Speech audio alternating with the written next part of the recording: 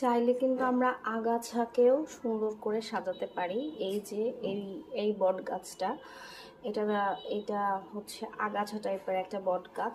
দেখবেন মানুষের বাসার ওয়ালে, বাইরের দিকে বা ছাদে হয়ে থাকে।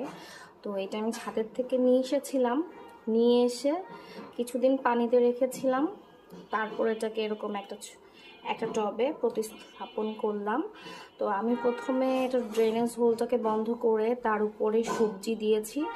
মানে আজকে আমাদের বাসায় যে সবজি গুলো কাটা হয়েছে সেগুলো ছিলকা দিয়েছি, তার উপর মাটি দিয়ে তারপর গাছটাকে লাগিয়ে আবার মাটি দিয়ে দিয়েছি। আমি এখানে বেশি পরিমাণে মাটি দিয়েছি, কারণ সবজিটা পচে আস্তে আস্তে নিচে চলে যাবে, তখন কিন্তু মাটিটা নিচে চলে যাবে এজন্য। তো এটা কিন্তু স্যাঁতস্যাঁতে পরিবেশে থাকে, তাই এটা আপনি কিন্তু ইচ্ছা করলে ঘরের কোনো জায়গায় যেখানে হালকা আলো আসে সেখানে রাখতে পারেন। দেখতে কিন্তু খুব সুন্দর লাগবে।